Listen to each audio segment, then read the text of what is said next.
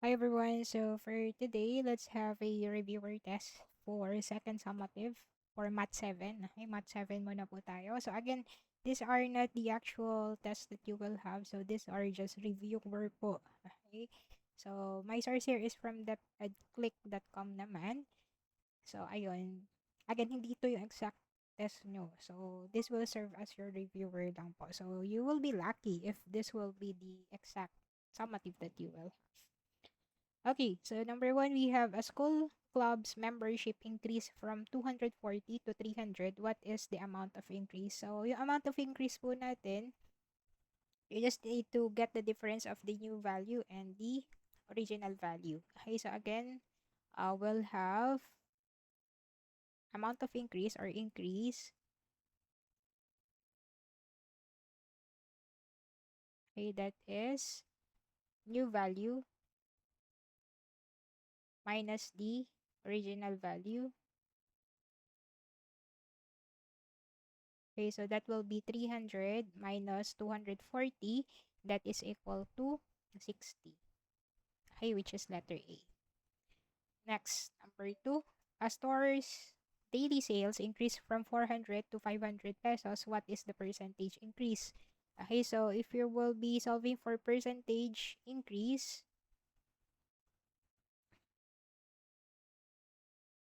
okay, so that will be your amount of increase over the old original value or old value.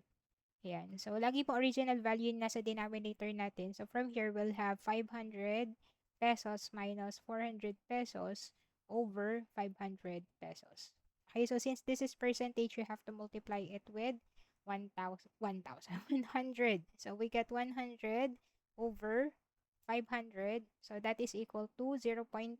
So, again, you have to change our decimal into percent. So 0.2, that is also equal to 20%, letter B. So you just need to move two decimal place and do decimal places 1, 2. Okay, for it to make it into a percent. Next, number 3. The price of a bag decreased from 800 to 680. What is the percentage decrease? Okay, so for percentage decrease naman, okay, so same lang dun sa ating increase po. So we have to find decrease. So kapag decrease, mauuna naman yung ating original value, okay, minus the new value over the original value. Okay, so from here, we'll have 800 pesos minus 680 pesos over 800 pesos. Okay, so we got 800 minus 680, that is equal to 120 over 800. Okay, so dividing 180 by 800, that will be 0.15. So again, since this is percentage, you have to make it into percent. So just move it to decimal places. So this will be 15%. Letter B. Next, number 4. A tablet worth 1,500 is marked down by 20%. What is its new price? So again, pag sinabi natin marked down, so para po siyang discount. Okay, so remember, kapag marked down po is subtraction. So from here, let's get muna yung ating markdown price. So we have 1,500.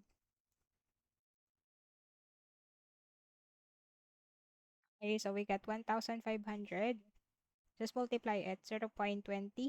Okay, so we got 1,500 times 0.20 or 0.2, that is 300 pesos. So it means magdi-decrease ng 300 pesos yung ating tablet. So the new price,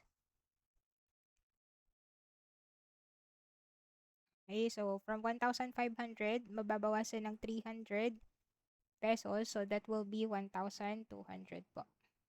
Letter D. Number 5, a worker's monthly salary increased from 8,000 to 9,200. What is the percentage increase? Okay, so again, for our percentage increase,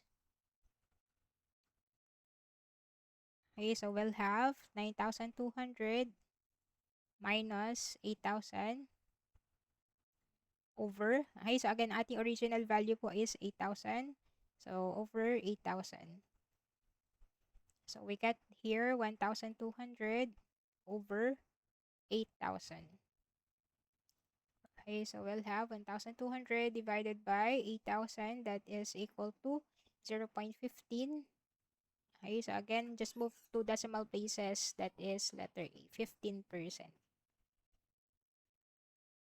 Next, number 6. A pair of shoes costs 1,200 and is offered at 25 discount. How much is the discount? Okay, so our discount, that will be the sale price multiplied with the discount rate. Okay, so yung sale price natin is 1,200 times, again, yung 25%, lagi po i-change into decimal. So we get 0.25. So 1,200 times 0.25, that is equal to 300 pesos. Okay, letter C. Next 7. A school bag costs 800 pesos and is discounted by 15%. What is its sales price? Okay, sale price naman po. Okay, may discount and then they were asking for the sale price. So let's have muna yung discount natin. So again, just multiply the price, the original price with the discount rate.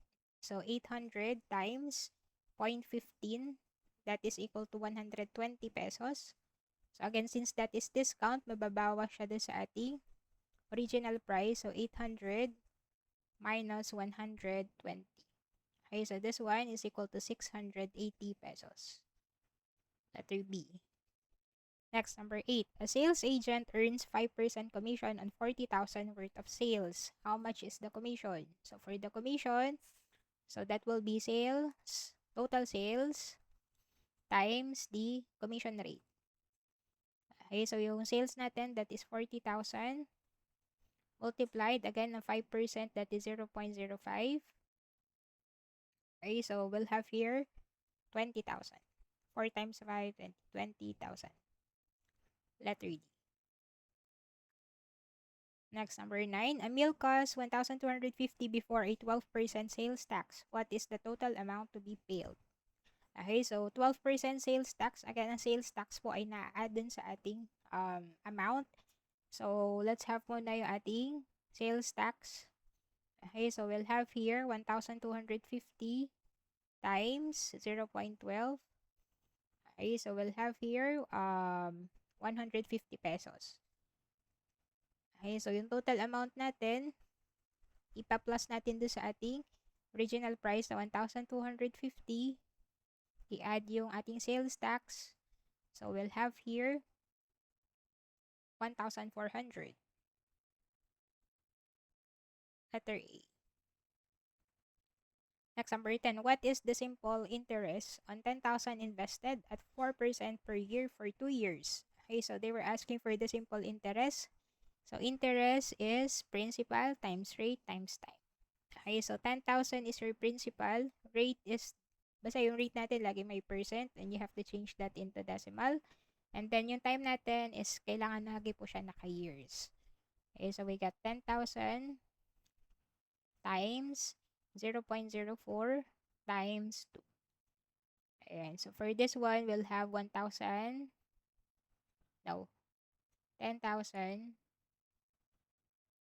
times 0.04 times 2. This is 800. Okay, letter C. Okay, and number 11. What principal will earn 1,200 simple interest at 5% per year for 3 years? Okay, so again, para madali nyo matandaan, aking triangle, yung nasa taas po ay I, sa baba ay P, R, and T. So kapag hinahanap nyo si principal, I will be on your numerator, tapos yung RT nasa denominator. I-multiply nyo tong PRT. Okay? So, magta-times lang tayo kapag interest. Pero other than that, lahat po ay divide na. Ayan. So, this fraction bar stands for divide. Okay? So, I divided by R times T. So, from here, 1,200 is your simple interest. 5% is your rate. 3 will be your time. Okay? So, for our principal, we'll have 1,200 over 0.05 times 3. Ayan. So, we have 0.05 times 3. That is equal to 0.15. So, you have to divide 1,215 by 0.15. Kung pwede ang calculator ay goods, pero pag hindi, you have to do it manually. So this will be 8,000 po. Letter B. Next, number 12. Leah borrowed 5,000 at 6% simple interest for 2 years. What total amount must she repay? Okay, so they were asking for the total amount or the future value. Okay, so first you have to get the interest. Okay, so by multiplying again the principal times the rate times the time.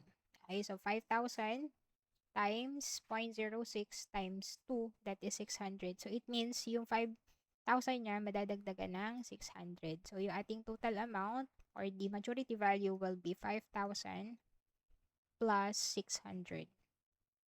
So that is equal to 5,600. Letter D. Next, 13. Carlos saves 50 pesos from his 200 pesos daily allowance. What percent of his allowance does she have? Okay, so 50 pesos from his daily allowance. So they were asking for the percent. Okay, so yung percent natin, again, yung nasa taas po, will be your part. And then yung whole natin, that is 200. So just divide it. 50 over 200. That is equal to 0.25. Or that is equal to 25%. Letter A. Okay, which expression represents a rate? Okay, so again, ang rate natin is laging per unit. Okay, so hanapin nyo lang yung word na per. Per unit. Okay, so again. Next, 15. What is the unit rate of 360 pesos for 6 liters? Okay, so mapansin nyo dun sa choices, you have peso and then per liter. So it means you just need to divide the peso by the liters. Okay, so we'll have here 360 divided by 6 liters. So that is equal to 60. So 60 pesos per liter. Letter B.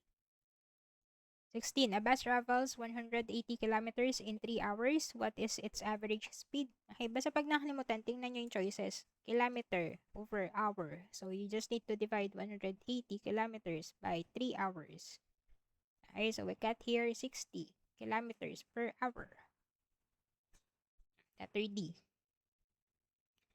17. 5 notebooks cost 225 pesos. What is the cost of 1 notebook?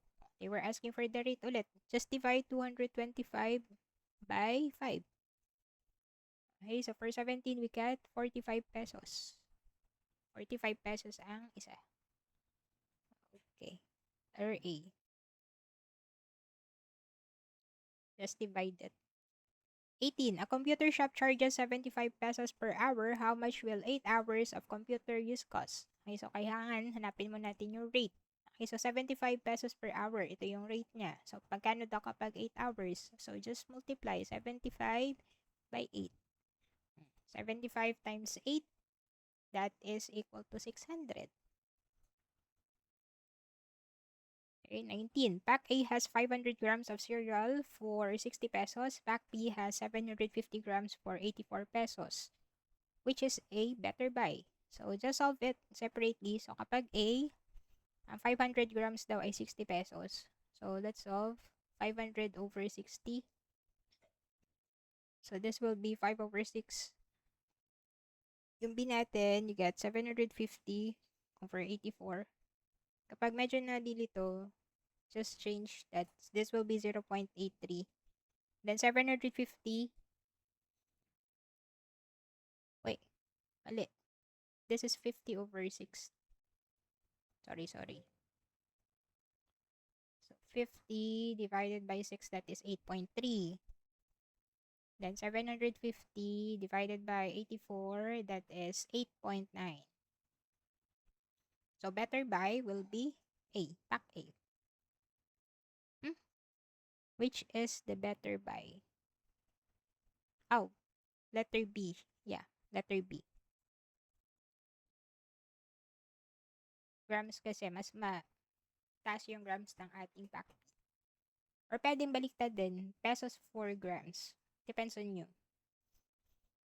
20. A typist types 240 words in 6 minutes. At the same rate, how many words can be typed in 15 minutes? So, let's have muna how many words the yung matatype niya in 1 minute per minute.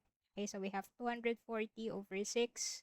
So that is equal to 40 words per minute. So they were asking for 15 minutes. So just multiply 14 by 15. Okay, so 40 times 15, it's 600 words.